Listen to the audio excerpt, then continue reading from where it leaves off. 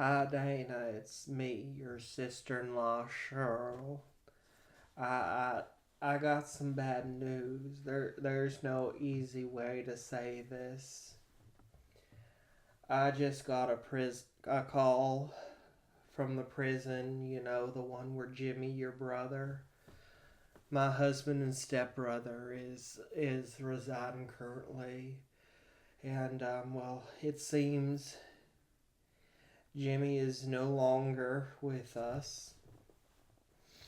Jimmy has gone. Jimmy has left. I know. It's unbelievable. I don't know how this could have happened either. I don't know what kind of health he was in. That's a weird question to ask. His last words were, Cheryl, I'm in love.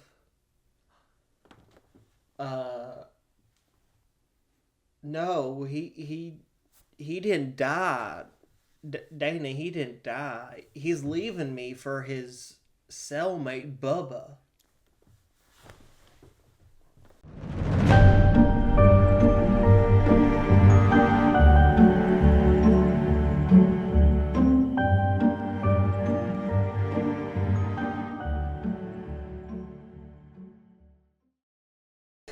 Anyway, and welcome to another episode of Crypts and Corks.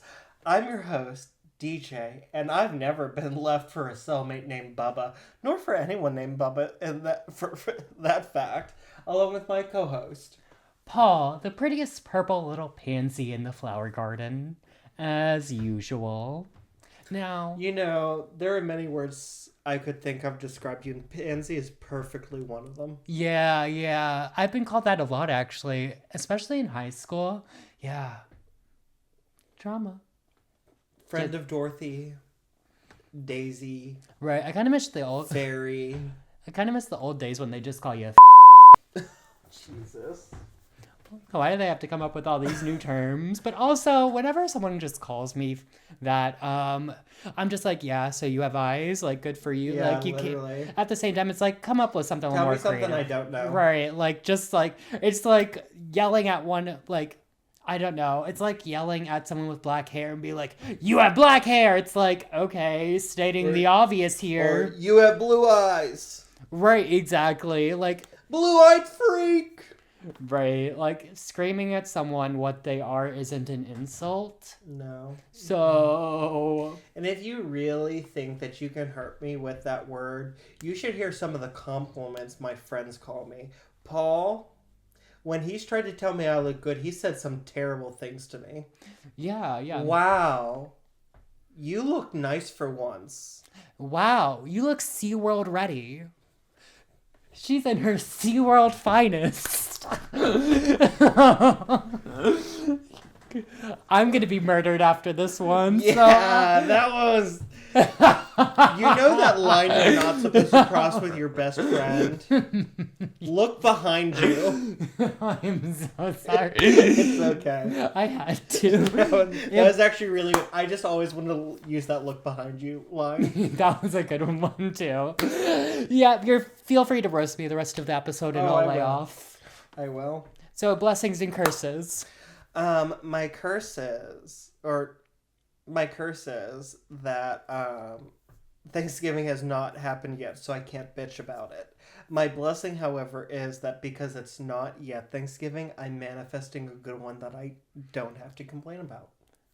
Period. I like that. My blessing is that we are going to be seeing last podcast on the live. Wait, I think when this comes out, it will be 2 weeks ago that we saw it. Yes, if we see it next Saturday, this one will be out the Saturday after. Yeah. Paul is Dead will come out the day after we've seen them. Yes. And then this is 1 week from that. So the one after this one, we'll give you guys the lowdown on Wicked for Good and last podcast on the left live. Oh my God. Maybe we'll throw in a quick uncork somewhere in there. Oh my God. I am so excited to see last podcast on the left live. Okay, can I tell? This is cursed. This is dork-sided. Paul and I are talking, and like we're just talking about like the holiday hullabaloo, and he goes, "Yeah, and I'm going home for like Thanksgiving, blah blah blah, and then I gotta come home, and we're going to see Last Podcast on the Left." And I went, "No, next year." And he goes, "No, next Saturday." And I go, "Yeah, next Saturday, next year." And he's like, "What are you talking about?" I said, "You bought the tickets for like November next year." And he's like, "No, it's for this year." And I was like, "Oh shit, now I understand why you were so stressed about getting the tickets." Yes. I dead ass. We're like talking about it. And like, he's like, "Oh yeah, they're going to be in I think you said like they're going to be in Pittsburgh next year or something." They're coming to Pittsburgh next year. And so when you said like, "Oh, we can see them in Akron," like, so they're coming to Pittsburgh next year, like November something. It's like a week sooner than when we're seeing them this year. And so when you said, "Oh, we can see them in Akron on this date," I just assumed it was next year. And I was like, why is Paul like... There was a hiccup with the email, and Paul's like so pressed, and I'm like, "Why is he so pressed? We literally have over a year to get this sorted out."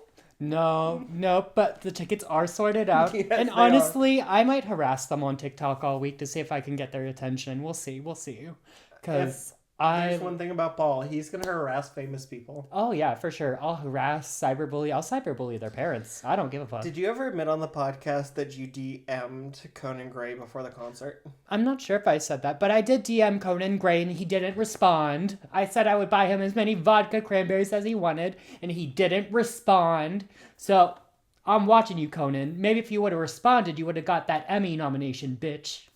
It's just as well. I think Conan Gray's too young for you now. No, he's not. He's like 26 or something. 27. Honey, you're getting up there in age. You're one to talk. You're turning the same age as me next month, bitch. I'm younger than you. Yeah, I'm younger than you. I wished you looked it.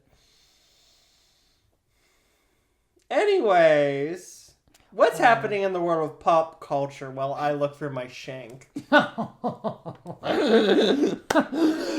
So, early next year in 2026, they are releasing a Poke Park in Japan. Oh, Jesus fucking Christ. Where you can go and you can be like a real trainer in real life. It's like an amusement park, but it's Pokemon.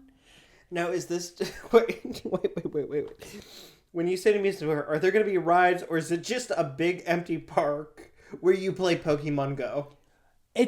I feel like it is going to be... Or is it a field where people are going to LARP being Pokemon trainers?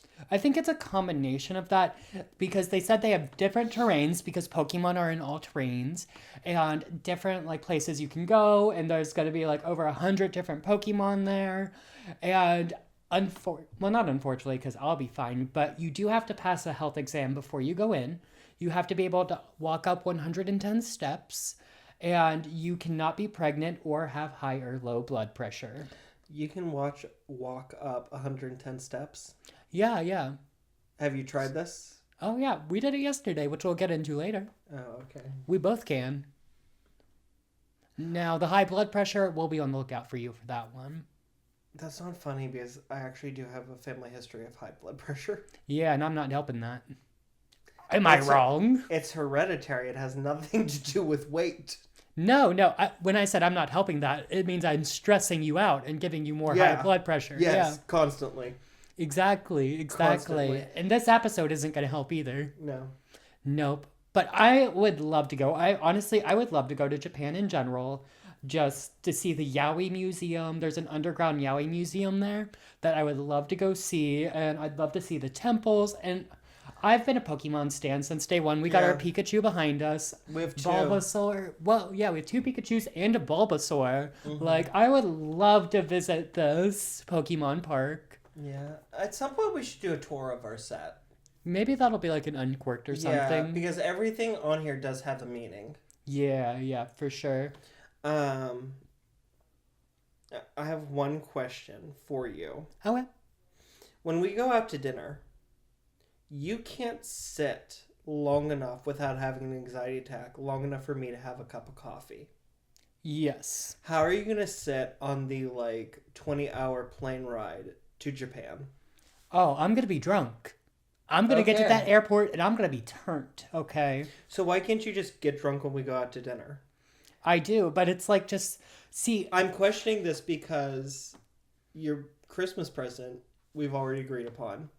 We're going to Meat and Potatoes here in Pittsburgh to try beef well. I've had it, but you want to try it. yes. So I said that can be your Christmas present. Okay. It takes an hour to cook. So we're going to have to sit there for an hour waiting for it to come out. Yes, and I've accepted that. Okay.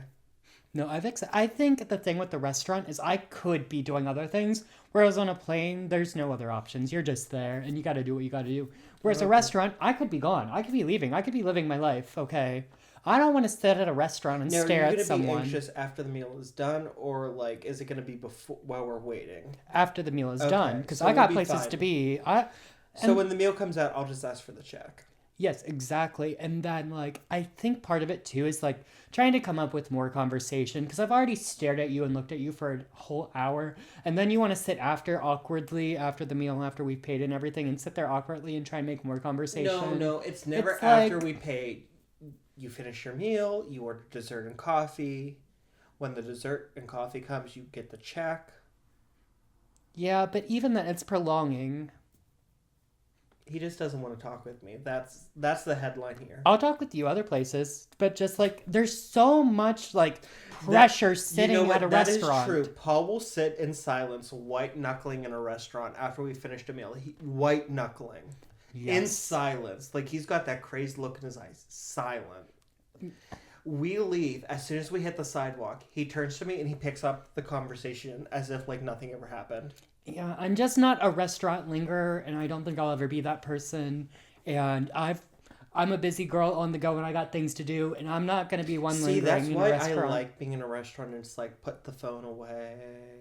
Oh, hell no. I mean, if I'm on a date, for sure, I'll put the phone away, but other than that, like, because it would be rude to do that on a date, and I'm there to learn more about the person I don't really know. Yeah. But, yeah. I can't wait till you pull your phone out, when we're at dinner, and I can't wait to look up at the waiter and go, "This is our 5th anniversary," while you're playing on your phone. I have Grindr up, looking through Grindr. I'm probably gonna get a free dessert just to spite you by saying it's our 5th anniversary. Oh my god. Anyways, do you have anything to add to pop culture? I don't. Okay, let's get into today's alcohol. Today, we are drinking the Beringer Bros, the Cabernet Sauvignon. Does it actually say bros? Yeah. Okay. Beringer Bros, like brothers. Okay. Now,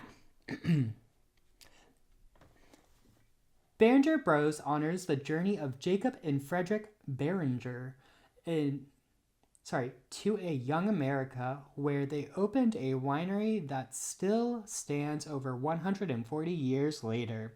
Beringer Bros Spirit Barrel Aged Wine. Sorry, there's a shadow on this and it makes it so hard to read. I know. I think we need to like figure out a lighting over top of us. Yeah. Brittany Broski would be so disappointed in us. Honestly. Beringer Bros Spirit Barrel Aged Wine. Girl, I can't figure out this R word. I don't know. You read this shit. I don't give a fuck anymore. Beringer Bros Cabernet Sauvignon. Beringer Bros honors the journey of Jacob and Frederick Beringer to a young America, where they opened a winery that still stands over 140 years later. Beringer Bros Spirit Barrel Aged Wine revive the brothers' tradition of maturing wine in barrels that have been used for aging spirits. This striking Cabernet Sauvignon, aged 60 days in American oak bourbon barrels, features bold flavor notes of ripe blackberry, dark chocolate, and toasted coconut, with a warm vanilla finish. Oh, I love a warm vanilla finish. I can't believe that the word you can figure out was revive. It didn't. Well, it had a shadow. I couldn't see it. Oh my god. I was like, what is going on? Jesus Christ. Let me open this shit. This better be some good fucking wine.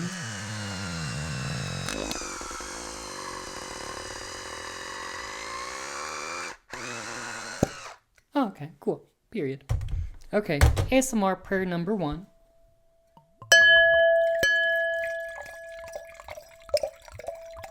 Okay, well, that's that. And then Asmer pour number D. D.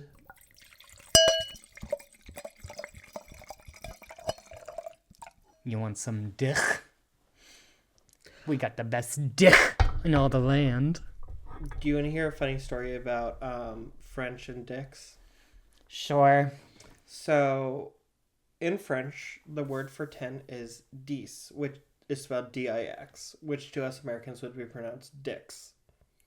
So one day in French class when I was in 8th grade, because I started French in 8th grade, we're doing French, and the teacher says, "Can anybody count to 10 in French perfectly?"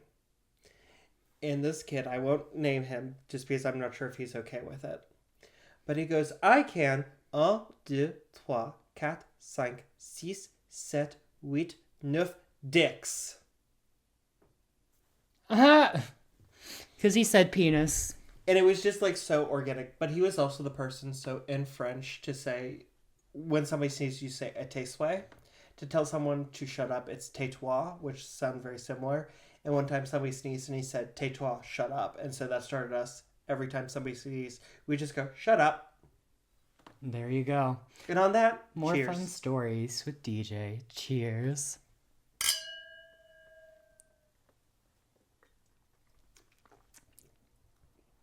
Okay. Not what you were hoping for? I was expecting more of like a dry finish for it to be a drier wine. No, I'm really getting that vanilla finish. Yeah, it's nice. I like it. I'm going to give it 4 grapes. It's a nice Cabernet Sauvignon or whatever. I'm going to give it 5. I like that. I'm going to have to get another bottle of that. It is good. And it was pretty cheap too.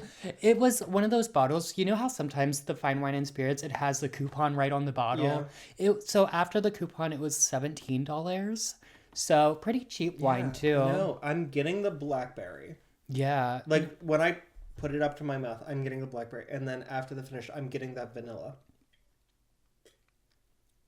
No, you're right. It's very nice. That is a very nice wine. They did a good job on that one. I like, now that it's getting to be wintertime, one of my favorite winter scents is warm vanilla. Oh, I don't really like warm vanilla. There's something very comforting and wintry about it. Like, especially like, you know how like Christmas scents are very pine and ginger. Yeah, okay. Like early fall, it's a lot of cinnamon, a lot of pumpkin, and then Christmas is ginger and pine. But like for the rest of it, like the rest of winter, I like vanilla. Like vanilla and shea butter is my favorite winter scent. Interesting. That's interesting about you. I'll keep that in mind. I will not keep that in mind. I really thought you were saying, like, I'm going to keep that in mind. You're going to, like, you, DJ, are going to spend $130 on a dinner for me for Christmas, and I'm going to buy you a $3 Family Dollar vanilla scented candle. Maybe, because I got to figure out what I'm going to get you, because I don't have a fucking clue. So we'll see. We'll see. Now, DJ, do you mind if I tell you a little story real quick? Actually, I do mind. I've got other things going on today. Can we just, like, skip it? Yeah, let's skip it for this go around. Well, thank you so much for listening. Please. I'm just kidding. Yes, you can tell me a story. Okay, let's get into it. Explode. Bang. Bang. Chisel away the darkest things that made her beautiful. They enter her on a daily basis, only wanting more, leaving her demolished. Pickaxing away until she's robbed of everything that made her special. They don't even treasure her darkness. They burn it and choke her with the fumes. Then they are surprised when one day she had enough, and then boom! Explosion. Destroying the people who destroyed her. Today we're talking about the Monongah Mine Disaster, the deadliest mine disaster in U.S. history. Bang, bang, my baby shot me down, bang, bang. Clang, clang went the trolley. Clang, clang, clang went the trolley. Ding, ding, ding went the bell. La, la, la, la, la, la, la. Is this my camera? Somewhere over the rainbow. I'm done. Anyway, So, did you get what I was referencing? Those slam poets? Yes, I got that. I was like, wow, this is really a departure for Paul. But because you started it with bang, the entire time all I could think of was bang, bang, my baby shot me down. See, when I was writing it, I almost did like more funny, and then went like when I was like saying pick, pick, I was gonna go bang, bang with the trolley and like made it more funny. Yeah. But then I was like, you know what? Let me just keep it serious, and then like do a kind of a take on the slam poets you see sometimes on the TikTok and things. That actually, so the clang clang with the trolley actually reminds me that I did have an idea once when I was doing drag, where I wanted to do drag to clang clang with the trolley song by Judy Garland, and I was gonna like. I'd have to do it with Scarlett Fairweather, and I would have to say, like, please introduce me as the hottest drag queen of 1944. I mean, Because is you it know the wrong? hottest drag queens of 1944 were doing the trolley song by Judy Garland. Honestly, that was probably the best drag hit of that time. It was the Vroom Vroom by Charlie XCX of their generation. Now, And then anytime they wanted to do a ballad, it obviously was Somewhere Over the Rainbow. yes, time to lock in on the Yes, Monongah I'm Mine locked. Disaster. I'm Okay, locked in the Monongah. time to lock in, people. And this is a very special episode for us because we actually traveled to Monongah. More on that later, though. Yes. And this was, as I said before, the largest mine disaster in the United States. And thank you, DJ. First, I am going to cite my sources. First, I have this amazing book by Jason Skog, The Monongah Mining Disaster, We the People. My other sources are history.com in a very nice piece. I want to say article, but it's more of a well-written piece on medium.com called Sorrow in Dust. It was a really good read, actually. So let's get into our story, okay? So our story starts in 1883 when the Norfolk and Western Railway was established, and that opened up southern West Virginia to mining because they now had a way to get the coal from the mountains in West Virginia out to other places in a timely manner, in a more easy manner. So it really opened up these mining towns in southern West Virginia. Now, with the opening of these coal mines came small mining towns that were established and a steady stream of European immigrants and African Americans from the South looking for a better life. Okay. Now, what they would find would not be a dream life. See, West Virginia became a national leader in coal production, but was one of the worst states for mine conditions. Now, this was before mining unions and legislation that was established to force companies to create better conditions for workers. So essentially, the mining companies had free rein to treat workers how they wanted to and pay them as little as they wanted to. And one interesting fact is so often that the mining companies would also own the stores in town, so they would just give them like basically company bucks that they would just trade for goods at the stores, right? Yeah, that was really common in this time. Like Ford did that, Mm-hmm. where they would build whole towns for like their employees to live in. There's a very famous one. It wasn't. What was it? It was a rubber company. A rubber company? It was a rubber company because it was in Brazil, Mm-hmm. and they built like a whole city. And it's just after like the I think it was like GM or Ford actually. They built an entire like city in Brazil, like houses, stores, libraries, schools, and obviously the factory. But once the rubber business, because they figured out how to make synthetic rubber, once it dried up, it's just abandoned. Right, right. And we'll get into that later because, like, that kind of happened to the town of Monongah, right? After the whole mining thing. It just, well, because, like I said, we visited Monongah just literally yesterday. So Yeah. we'll get into that later. We're going to have a whole section at the end to talk about our trip to Monongah in search of the mine. This can also be seen in West Virginia with the fact that West Virginia had the leading number of mine deaths year to year than any other state. Yeah, I can see that. The Monongah Mine in Monongah, West Virginia in Marion County was no exception to these conditions. Fairmont Coal Company owned and operated this mine where both men and boys would work. anyone over the age of 12 would be considered a man. And if you were under that age, they just let you work and just kept you off the books, right? Right. Kind of like how they kept the men's wages off the books too. So that's why we don't really know how much each person was paid who was working the mine. They not only kept these workers off the book, they also kept their wages that they were making off the books. So a lot of shady business practices from the get-go. Exactly. And let me get into that a little bit more also, because they had what was called the buddy program, where if you had a friend, they could come with you and work the mine with you and not be an official employee, and they would make half your wages the next day. And, well, not the next day, but the day you worked. Yeah. And you're probably asking yourself why you would split your wages with someone. Well, how they were paid is they were paid by how much coal they were getting out of the mine. Basically, like how much they were paid per trolley of coal, basically. Okay.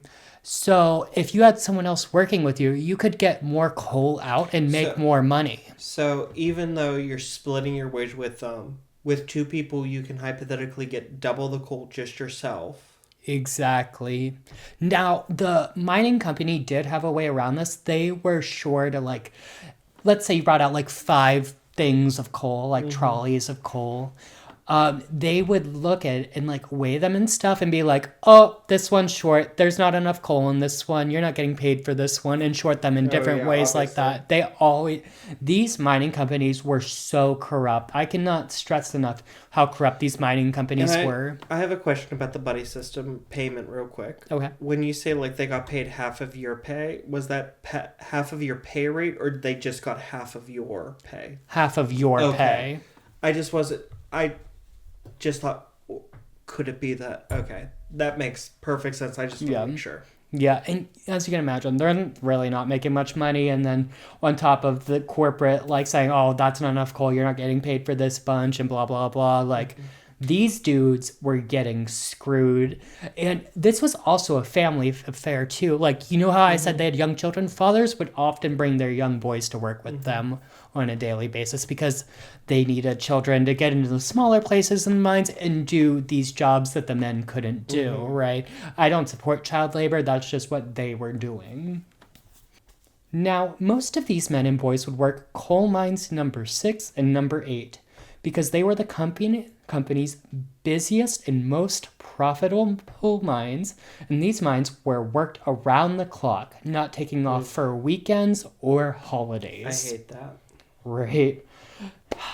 But it was on the cold day. Well, I guess it wouldn't be that cold. We'll get into the explosion and stuff. You know, the people will be on fire. Yeah. Not that cold, you know. Jesus Christ. December 6th of 1907, an explosion in the busiest mines would rock the town. It was at 10:28 a.m. that day that the mine would explode, and the citizens of Monongah heard what sounded like a huge thunderclap, and then after, an even larger boom that shook houses, shattered windows, and scared livestock. So, like, it startled the horses, and the horses just, like, ran, and yeah. Like, it can't be stated, like, how big this explosion was. Now, was it hot enough that it just turned the chickens into McChickens? No, that'd be pretty cool, though. Especially if it, like, rained down mayo and, like, let it. That would be iconic. I kind of am craving McChicken now. I'm always craving a McChicken. Y'all know me. One thing about Paul, he's always craving a McChicken. So, after that explosion, the people of Monongah had a sinking feeling that what they feared most had happened. And guess what? It had. Jinx! The townspeople rushed to the mines to help their loved ones who may have been working that day. They headed towards the big smoke cloud. Actually, interesting fact real quick. About 1.5 miles away, people reported molten steel, splintered wood, and superheated coal raining down on them. So the mine, like, when it exploded... Oh, it went up. Yeah, it went up in the air and rained down about 1.5 miles away. Oh my god. Right. So these people, could you imagine you're just walking outside and you're like, what the fuck? So when you said it exploded, I thought like, because I've heard, we live in Western Pennsylvania, we've all heard about mine explosions. Yeah. This is what you get taught about in history class. Right. You hear, like, it goes up, all the shafts fill with flames, it collapses, and it's kind of done. Yeah. No. So the fact that it blew out into the atmosphere is insane. Right, exactly. Like, this explosion was huge. Like, so when the townspeople got to the mine, they quickly realized rescuing people would most likely be a hopeless, futile cause. The heavy machinery was thrown about, railroad tracks were gnarled, the ventilation shafts were gone and covered by displaced dirt, the entire entrance to mine number 8 was gone, and flames poured out of mine number 6. Ooh. The heat from the fire was so intense that they couldn't even get close to the entrance, and they also had to be wary of toxic gases coming from the burning in the mines, right? Because that's always a huge worry in mines, is the toxic gases. Yeah, because they used to take the birds, canaries, because the canaries, their little lungs were more susceptible to toxic gases than ours. So if the canary dropped dead, you'd backtrack. Exactly. And that was a very common practice in this mine, actually, was having the birds and stuff, because, like, they had what all mines had. They have the menthol gas and everything, and, like, with all mines, there's all sorts of risks, not only from being poisoned from the gas, explosions, as we're discussing now, and all sorts of things. But also, they're literally mining coal, which is a flammable substance. Exactly. Very that. Exactly. But the townspeople were determined. Everyone tried to help. The women tried to move large stones from the entrance of number 8. Farmers used horses to try and drag chunks of heavy metal and machinery, and doctors treated men who were lucky enough to be on the surface during the explosion and weren't trapped in the mine. Now, I don't like how you did lucky in air quotes. Well, they were still pretty close to the mine, so they still had, like, injuries and stuff, and imagine the machinery that was out there. I mean, I can imagine, like, crushed limbs. I can imagine, like, super third-degree burns. Exactly. Like, it was probably a pretty horrific sight. Yeah, I mean, mine explosions are a lot like World War I and World War II, where the lucky ones got a bullet through the head. Right. It was, or Civil War. If you're lucky, you got a bullet through the head. The unlucky ones were the people who had these, like, other injuries where you just lingered in suffering for days. Right. Or, like, the bombing of Hiroshima, where, like, the lucky ones were the people who died in initial blast. Yeah, it was the unlucky ones who survived and had to die of radiation poisoning and all that. It's so funny you brought that up, because in the car on the way back, I was reading about the bombings at Hiroshima and Nagasaki. Like, it just popped in my head, and I was like, I'm going to read about it. That's interesting. What made you think about that? I don't know, but you asked me how I know so much. I get an idea in my head and it's like, I've heard about this. I'm just going to, like, start reading about it. Last Podcast on the Left does a really good series on it. You should listen. I'm going to have to do that. It's a really good deep dive. I need something to listen to at work this week. Well, the townspeople of Monongah worked fast, because within 25 minutes, number 8 was cleared and people headed inside to try and rescue people. Was that one on fire as bad as number 6? No. Okay. No. Now, I will also say, like, while they're doing this and stuff, 4 men emerged, because what happened was one of the miners noticed a crack in the mine, like, a day or two before. And after the explosion, he was like, I remember this way out. And him and 4 people emerged from the mine, right? And now, of course, a lot of people won't be so lucky. We'll get into that. But the first 4 people emerged out, okay? Now, when they entered number 8, right off the bat, they found 97 men dead near the entrance. Yikes. Only 52 of those men could be identified. The others, they were so badly burned that some of them had been fused together. And so it was a very common practice that... Ew. I always forget that when, like, it's hot enough that, like, your flesh literally melts. Yeah, exactly. And it was a very common practice for them to wear dog tags. So if something like this happened, they could be identified. But it was so hot that the dog tags melted or were just, like, blown off. So they couldn't identify these men. Right. And that's just right off the bat. 97 men dead right off the bat. Now, the still burning fire, toxic gases, and the smell of burning men made it only possible for people to have rescue parties and be in the mine 15 minutes. So imagine only being, and these are like long tunnels too. Yeah. Imagine only being able to be in there for 15 minutes. It made rescuing very, very hard. Do you have something to say? It would be nearly impossible because 15 minutes. Mm-hmm. Let's break this down into 5-minute intervals. You could only go 5 minutes inside. That's 5 minutes to rescue as many people as possible, and 5 minutes out. Okay. And then it gets more complicated of you're way down on the way out. So that 5 minutes in, and then less time to get people out. 3 minutes, 7 minutes out. Yeah. It really... So you could only possibly, at most, you could only get 5 minutes in. Right. Like, it made rescue nearly impossible, right? Now, once the fire did die down and everything, they were able to, like, be in there more because eventually the fire number 6 died down more. And what they did, they also, like, put in, like, more ventilation holes to get the gases out and things like that. So eventually they were able to be in there longer than 15 minutes. So that brings us to the story of the only survivor. Well, not the only survivor, but the only person who was rescued from the mine.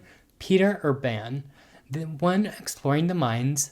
They eventually found him, and they found him actually with his dead brother, which is very traumatizing. And it is said he was so like traumatized and out of it, he didn't know what was going on. And when they tried to rescue him, he like fought them. So they had to like force him out of his mine. And like, could you imagine like being drug out of a mine during an explosion, and they're probably dragging the body of your dead brother after you? Yeah, but also like, because if it took a couple days, and if he was like pretty deep in, hypothetically, there were probably other survivors who died, who like were trying to like, oh, there's a crack. I'm gonna like walk. I'm going to. Just because in disaster scenarios this happens, I'm going to murder you to use you as a stepladder to rescue myself. Oh, yeah, I could see that happening, yeah. And so that's probably why he was fighting them off. Oh, he thought they were, like, trying to hurt him or something. Yeah, or, like, in the, like, craziness, like, of the toxicity, like, you just grab somebody and you grab them around the neck and you don't realize and you kind of gonna punch them out. Right. So it's crazy. Like, who knows in that moment what he was thinking was going on. Right. It's so crazy to think about. And what's an even spookier thought, like you said, how the survivors, there were parts of mine that just got cut off completely.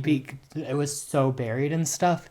And it's thought that, like, there might have been pockets of oxygen in there, so there could have been survivors. And those survivors might have even heard the digging. And, like, yeah. And what's even crazier is when they heard the digging stop and had to realize no one was coming for them. So, another mining disaster, and it's in popular culture, in The Crown. But there was a huge coal mine disaster in Aberfan, which is a village in Scotland. But what had happened was, so one of the waste of coal mining, it's called slag. And it's kept in these like poles. One of the slag poles collapsed and it like came down and like buried half the village, including a school. And so people said it was super weird because like throughout the night people were like digging to find people. And then suddenly a whistle would go off and everyone would stand stock still. And it's because if somebody thought they heard something, they would yell, they would do the whistle, and then everyone would stop because it was so faint that you couldn't tell if it was like you hit something hollow or somebody was like clawing for help. Oh, I can't even imagine being buried alive like that. I don't know if I'd rather be buried alive or like stuck in an oxygen pocket in the mine. Also, can you imagine like how creepy it is like standing silently and listening and like hearing like God. it's constantly moving still. Like even in these caves, like you stop because you think like, did you hear something? And you just hear that mine is actively collapsing in other parts. Oh, girl, that's... And you have no idea, is that far off or is that right above me? Right. It's so crazy to think about. It's such a haunting thought. Right? It's like a claustrophobe's worst nightmare. Oh, I couldn't do it. Girl, it's crazy. So eventually they did stop looking for people. They couldn't access everyone. Right. And so there were so many bodies. They had to use the local bank just as like a makeshift morgue because the morgue was obviously full. And they had to import caskets from other towns. And like eventually, like even the towns surrounding them didn't have enough caskets. So they just had to like keep going out further and further looking for caskets. And they couldn't identify all the bodies, right? So when these families were going around desperately trying to find their loved ones and stuff, there would often be like families who would argue like, this is my dad, and they're like, no, it's obviously mine, because these people were so badly burned you couldn't tell. And these people were so desperate to find their loved ones that they were just like reaching like, oh, this has to be my husband, just to have like some sort of closure, because it's worse to not find the body. Yeah, and it's like, I don't know, like, I mean, he's dead either way, but I mean, it's far better to think like, oh, he died instantly without pain than he's still down there and he could still be alive. Right.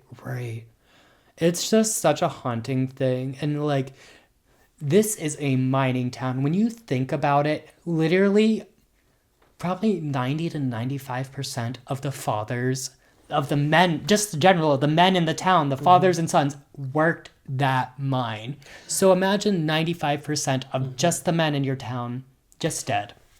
I don't know if you bring this up, but I just remember that man at the Historical Society saying this, but in Fairmont, which is the county seat of Marion County, the Central Methodist Church had the first Father's Day service. Well, damn, DJ. Oh, were you going to cover that? Oh, I'm it's sorry. fine. We can talk about it now. Yeah. You can bring it up. I just remember saying, like, the first Father's Day service was held in response to this. Let me pull up my factoid about that. So, I'm sorry. I didn't know if you... It seemed like one of those things that I'm like, oh my god, that's so interesting, and you're just like, fuck this. No, because I have it down here. Because in 1908, Miss Grace Golden Clayton suggested they hold a Father's Day service to honor the fathers. Now, this did get the ball rolling for Father's Day, but this one was kind of overshadowed because it wasn't on the exact day we have Father's Day today. It was close to the 4th of July, so it got overshadowed by the 4th of July. But people like to credit this as like the first Father's Day service. But I'm going to say it really just got the ball rolling, got the idea in people's heads.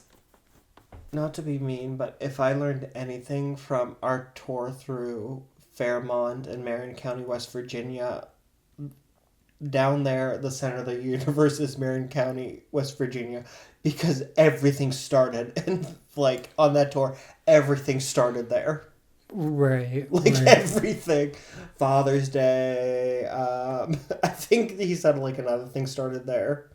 Yeah, there was a lot of facts about Fairmont that went right over my head, honestly. Like, oh, some of the best generals in World War II were from here. Mm-hmm. Stonewall Jackson was born here. Yeah. That was a little crazy. That was a little crazy. He was a little too... You know what? I'm not even going to say that. Anyways. So, there is one heartbreaking story of a mother I do want to, say. It was an Italian mother, as most of them were Italian. Yeah. Most of this town was Italian immigrants. And we did visit the memorial at the cemetery that the Italian government actually built in the honor of the Italians working the mine. So all the memorials were at least partially funded by the Italian government. Oh, really? I noticed. So, yeah. Oh, I didn't realize the Italian... The bell, the heroines monument, the one with the woman and the child. Mm-hmm. That was... I only know this because I read the plaque. It's called the Monongah Mine Heroines. Right. Like heroine as in female hero. Mm-hmm. And then that one, and then the grave marker. All of them, funded by the Italian government. Yeah, well, there were most of the immigrants there were Italian, you know? So the Italian government was very saddened to hear when all these Italian immigrants just died in this. Yeah, because they left that country to come here for a better life, and the mining company executives just threw them away. Bury that, bury that. It is very sad. Just like the period of like mass mourning after this, the people are mourning their fathers, their sons. So there was a story of this Italian mother that was so distraught that she actually started pulling out her own hair and clawing herself.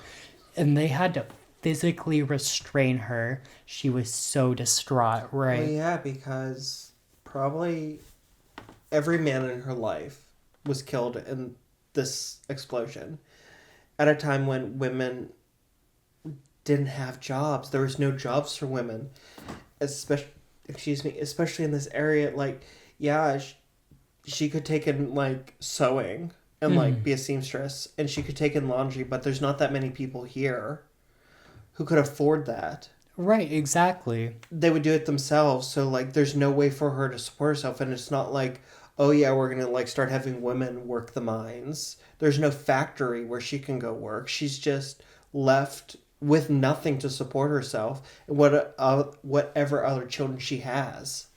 Exactly. Because, like you said, women weren't expected to work during this time. Now, I will say, members of the community would step up and take in like widowed mothers with children who couldn't support themselves and everything, and that happened in surrounding counties as well. And there's like that monument.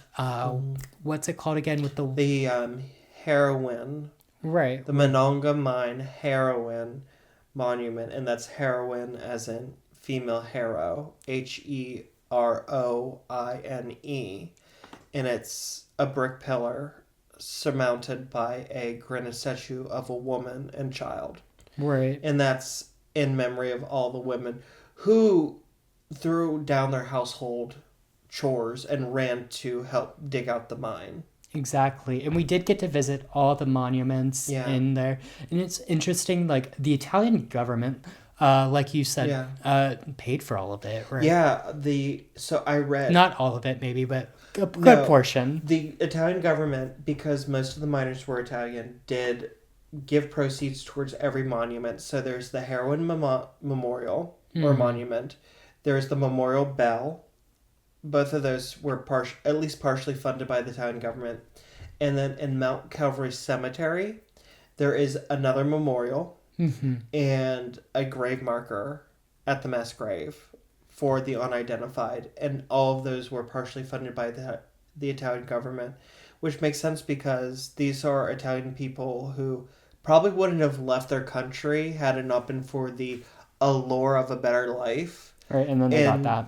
They came, and the only job they could do was this, and the company just callously threw them away. Yeah, it's crazy. Honestly, it's insane. Now, later, the Fairmont Mine Company would say that the men who died instantly in the blast. But, like I said, it's possible there were, like, a lot of survivors who maybe got trapped in oxygen pockets and, like, just people who were just trapped in there and died in like maybe of starvation or their injuries or something. They said that just to save face and not make it seem as bad as it was and look poorly on their company. People were obviously outraged and asked for an investigation as to what happened. And Fairmont Coal Company was more than happy to oblige with this investigation. And you might be asking yourselves, why? Well, they basically owned local politicians and they had the ability to pay the investigators what they should find and basically tell them what to say they found. And also they probably said, oh, we'll definitely do an internal investigation. And you want that because if you're doing an internal investigation, you control it. Right. And now, the official cause that came from this investigation was minor error. Because of course it was. They stated it was because they were using their open flame headlamps and it caused a mixture of coal dust and methane gas to ignite. And obviously they said this because it's easier to blame the miner than what the other things that it could have been, because there were exposed copper wires in the mine that sometimes set off sparks that could have caused it. When the coal trolleys were going through the mine on the railroad, sometimes that set off sparks. There's a lot of things that could have caused this, but it was easier for the company to blame the miners and take the blame off of themselves. And I believe I've heard that coal dust is highly, highly flammable. Well, yeah, we use it for like barbecuing and shit. Well, like, coal itself, but I mean, you wouldn't think that all this dust floating around the air is that much of a thing. That's a good point. So, like, literally the air is flammable. The air is literally flammable, and also you're down there. So, hydrogen. So oxygen. Just never mind. You were about to get all Bill Nye, and you're like, oh, hello. I was gonna say like, well, oxygen is mixed with hydrogen, and then I realized I was thinking of water, H2O. Oh my god, bitch! You tried to get all Bill Nye. And I was like, hydrogen's also super flammable, and I'm sure down there, like with the coal dust, the hydrogen, boom. And then I was like, wait, that's water. And you know what? Now that you bring up, but I will. Okay, on that, where my thinking was going was, surprisingly, wet coal is more flammable than dry coal because of the hydrogen and the water. Oh, I didn't know that. That's an interesting fact. I do know, like, sometimes they would wet down the coal so it wouldn't be as dusty. So maybe that wasn't a very smart practice. Yeah, because wet coal can be more flammable than dry coal. Because of the hydrogen. The more you know. That's some Bill Nye shit. But oxygen is an accelerant. Fire cannot burn without oxygen. No shit. Thank you for that. But that the air is flammable. All that coal dust, it's using the oxygen as fuel. There you go. I think that's where I was trying to go. Okay. We're going to pretend like that's where I was trying to go to make me seem smarter. Well, anyway, now it is said that 360 people died in the Monongah Mine Disaster. Said is the key word. 216 women were widowed, and 475 children were left without fathers. Jesus. Now, the number of people who died could have been much more, and many people say it was much more because, like I said, the record keeping was shoddy. They have the buddy program, people who aren't official employees working. Children. Right. And also, you have a big company who wants to minimize these numbers, right? Now, they often do say that the company knew exactly how many horses had died and like how much machinery was like destroyed. But they're not sure how many men actually died. It shows you where their priorities actually were. Yeah, and it does make sense, like, because horses cost money. Exactly. Machinery costs money. People do not. Exactly. The size of this accident and how much it affected people led to more public outcry about the conditions of miners, and it helped establish the United States Bureau of Mine Safety in 1910. Now, with the creation of this bureau, I will say things really didn't get much better. It took I didn't think so. many years for like unions to start and conditions actually to like start to get somewhat better, but this was a start. So this, even though it was a tragedy, some good did come of it. But back to Monongah, because we did travel to Monongah, as we've been saying, and we were in search of the mine. Yes. See, I could not find anywhere on Google where this mine was, anything like that. I'm like, we were trying to look it up, and nowhere does it tell you where the mine was. So we thought we would go and be detectives and try and find the mine. And I found the mines. Yes. Do you want to tell us how we found the mines? Yes. With one of our good friends, Cameron. Shout out, Cameron. So we start our investigation in Fairmont, the capital of Marion County. While we were there, we stopped in an antique store which had a mining display. As we were going to leave, Paul asked, "Do you know about the Monongah mine?" And of course, the lady behind the desk said, "Oh, yeah, da da da da." And Paul said, "Do you know where it is?" And she said, "I don't know. You're going to have to go to Monongah. But we have a book over there on that shelf." It being this. Yes. We then went to stop and go get coffee. And as we're sitting there waiting for the coffee to come up, we open the book and there's a map of the town of Monongah and where the mines were located. And I noticed that it was on either side of the West Fork River, right beyond what is called Booth's Creek, which is a tributary of the river. So we drive to Monongah, which is, another 20 minutes from Fairmont? Not even that. It's like 3 or 4 miles. Yeah, it was like a wasn't very 10, far. 15-minute drive from Fairmont to Monongah. So we get there and we're going, and I already looked on Google Maps. I couldn't find Booth's Creek on Google Maps when we were sitting in Fairmont. And we are in Monongah and we're coming down to the West Fork River, and there's a bridge. And as we're going across the bridge, I look and I see a creek and I go, "Oh my God, Paul, as soon as we get off the bridge, pull off to the road." He pulls off. It's this little fishing area. And I open up Google Maps and it shows me that we are right where Booth's Creek meets the West Fork River. So I jump into the car with this kid's book and I open it to the map and I position it so that I have it facing the exact coordinates where, like, the angle where Booth's Creek is going to the river. And I was able to figure out where the mines were based off of this map and where we were. Period. And it was later proven because we stopped at a Circle K and Cameron asked the guy behind there, like, "Do you know where the mines are?" And he was like, "Oh yeah, I used to go climbing them before they buried them." And they were exactly where we found them. Period. And a couple fun things about the trip. Shout out to the They Them Cafe workers. They were super cool. We found a really cool abandoned house in the woods because we took a little jaunt through the woods and found a really cool abandoned house. Yes. There was a concerning number of barrels by the house. That was kind of weird. Now, one thing... See, I thought we were going to go to Monongah and, like, it would be all about the mine because, like, what else did they have going? There was nothing about the mine. There wasn't a restaurant.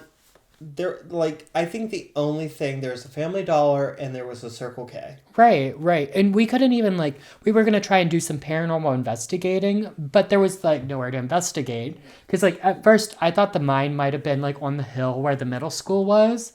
But we later found out that it was, like... It was much closer down to the river. Exactly. And there was, like, no... To get there, we would have had to park on the other side of the river, cross the vehicle-only bridge, mm-hmm. and then climb down from the bridge to the area where the mine was. That would have been mine number 6. Right. Mine number 8 was on the side of the river where we did park, and we couldn't quite... I think it was underneath that soccer field. You think so? I think so. According to that map, and now it is a kid's book, so it could have been a little wrong. Because until we talked to the guy from the Circle K, because I thought the middle school and the church was built on top of the mine. Right. Especially if you look at the cover of the book, it looks like the top of the hill. Like, the mine entrance was set into the middle of the hill, and so on the top of the hill would have been where the church and the middle school were buried, or built. And the mine's just underneath somewhere. Right. But he said no, actually it was much, much lower down the hillside. So I'm thinking it was probably... I mean, the entrance was probably just underneath, down the bank, towards the river, from that soccer field. Right. Yeah. Honestly, Which is it's wild that this entire town was built on top of the mines, and that if they collapsed themselves and, like, the ground caved in, the town would have been gone. Yeah. Honestly, my takeaway, Monongah is not monopolizing on this tragedy like they should be. No, and actually earlier when you were talking, you were talking about something that I already knew, so I started to daydream a little bit. And I was like, I could move down there and I could open the Monongah Mining Disaster Museum. Exactly. It could be like its own version of a cryptid town. The people are not monopolizing like they should be. In the town of Monongah... Which is crazy because when we were driving down there, we passed like 3 different like exits where it's like, mine display here. Right. I mean, even just think of the paranormal the paranormal... Could you imagine if we moved there, we single-handedly revitalized the economy in Monongah, West Virginia? Honestly, because the paranormal opportunities they could have, 300 plus people died there. Do you know how many ghosts are probably fucking there? And they're just like having this sad-ass little town with all these sad-ass Main Street with all these closed stores. It's like, girl, let's monopolize on this tragedy. So, I do want to say one thing that you didn't cover, but that I read on Wikipedia while I was trying to find the mine. And it's that, so you kept saying mines number 6 and 8. It's because they were technically separate mines where they were separate holes dug out of the earth to go down and get coal. So the fact that they collapsed and exploded simultaneously is insane. I thought they were connected, like underground. They were. Yeah. By ventilation shafts. So, but here's the thing. That was against, not only is that against regulations now, because if one explodes, it causes the other to explode because of the connective shafts. But back then, when there was barely any regulation, it was against regulation to connect mines. Oh, I didn't know that. Okay. And that's why it was as bad as it was. Because if these separate mines were not connected, one would have gone up in flames and the other one would have been untouched. I mean, you can argue that because of the sparks, the open flame headlights, that the other one could have gone up, but it would have been far less likely. However, because they were connected by at least one, because that's all it takes, ventilation shaft. That's okay. That's what caused it, because the flames are able to travel. Because, like I said, oxygen is fuel for flame. So when you're underground and you set something on fire, it's going to find oxygen to burn off. Yeah. That's crazy. I didn't know that. I thought they were like just connected. I didn't realize they were connected. Well, I knew they were connected. I just didn't know they were connected by vines. Sorry, the vents or whatever the fuck. Ventilation shafts, yeah. Yeah, and that they were... And it was a cost-cutting thing because if one of the... if the ventilation shafts of one failed for some reason, the other one would ventilate it. And when I say fail, I mean like debris gets caught in the shaft. Not an explosion. Okay. Yeah, and I think, honestly, the town of Monongah in general is just a sad town. It's definitely a comment on mining towns and how once the coal is dry, people just get left in poverty in mining towns. And it's just kind of sad. Yeah, and like, Pennsylvania helped to decide the last election. And a big part of it was fracking and coal mining. And it just goes to show that, like, as important it is to our state's economy, it is an industry where they don't care about the people on the ground. I have huge respect for coal miners and people in the coal industry because I'm a decent person. But if you honestly think that the man who is currently occupying the White House gives 2 shits about you, if there was another mining disaster, he's just going to use it as the Democrats did it. You shouldn't impeach me. And this story really tells you, like, the coal industry, like, it's such a lightning rod in the state. Which is one of the most important states when you consider the battleground states. And it's like we're really letting this terrible industry, which has already killed so many people, decide our elections.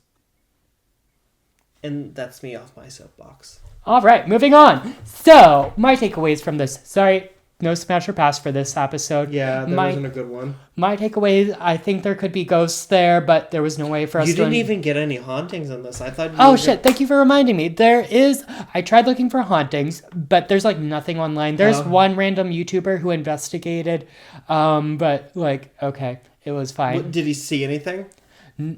Honestly, did I watch the whole video? No. There is one story of the ghost horses where apparently, because there's like the horses in the mines or whatever that blew up or whatever.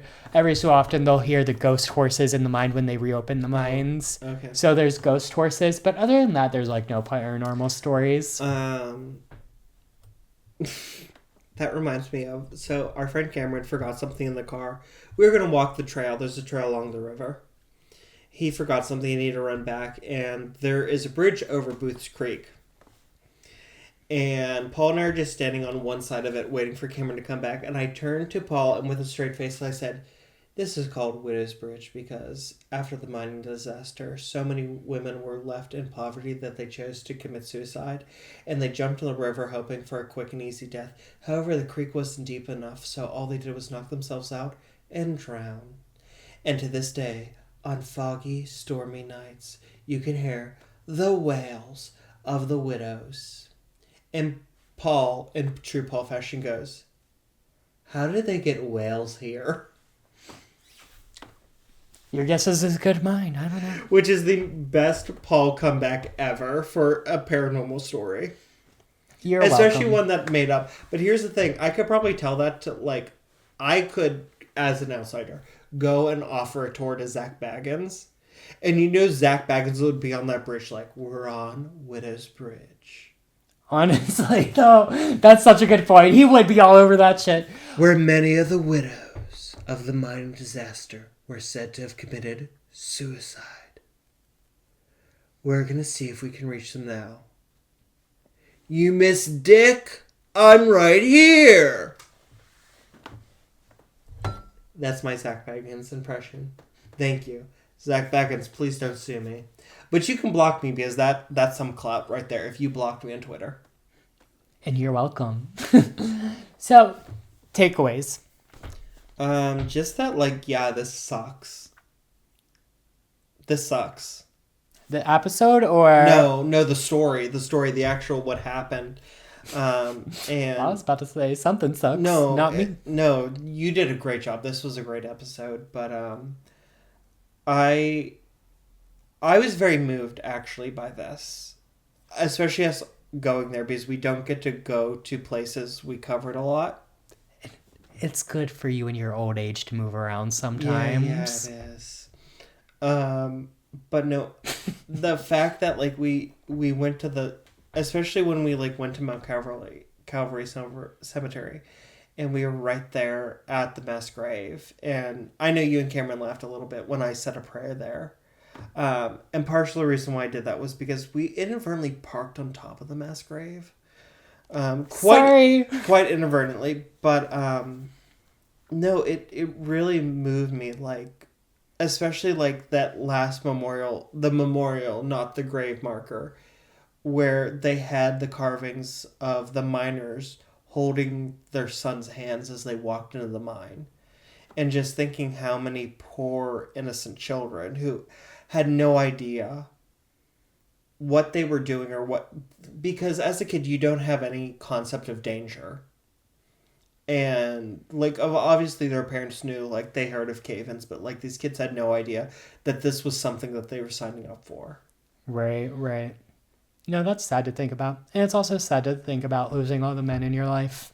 Yeah. It's a very sad story. I don't know if I would how I'd feel about losing all the men in my life, and the only thing left was my female friends and relatives and the sorry excuse for a man sitting beside me. You bitch. And also, my other takeaway is Monongah is a sad town.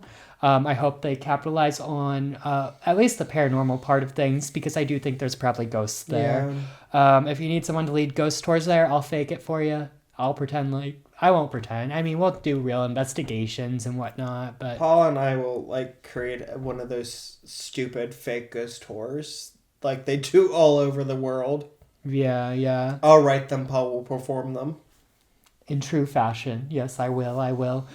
And yeah, it was cool to actually go to the place and see the place and do the thing. I wish there was more there, but hey, what can you do? You can't win them all. This is one mark of this being a good episode. We're ending it and I feel really sad. No, but is it sad because of the story? Sad because of it was very effective. Your story was very effective that it's made me sad. I think it's like also like the fact you were actually there and like you said you saw the grave and things. It takes a lot to like move me like that. But that's because you're fucked in the head. Yeah, I'm brain rotted and like so after we got back last night, we had dinner with Cameron, and at some point Cameron looked at you and just said, "Are you in therapy? You should be." I know. I should definitely be in therapy. We'll get there. Don't worry. And that was the moment where I went, "Oh my God, you should," because I've said to you before, like, I think you should stop researching such like murders and stuff because you're starting to get a little scary. Thank you. She's desensitized. Tell your friends. Not in a good way. No. Anyway. And I blame last podcast on the left for that. Anyways, thank you guys so much for listening. We appreciate and we really love you. Please connect with us and let us know your thoughts on our social medias below. Our DMs are always open. If you have your own personal stories about Monongah Halo or any mining disasters and the related paranormal, please let us know in our email list below. Paul, where can they find you? You can find me at my personal Instagram and TikTok at Paulember, Paulember. And as usual, it's not delivery, it's DiGiorno.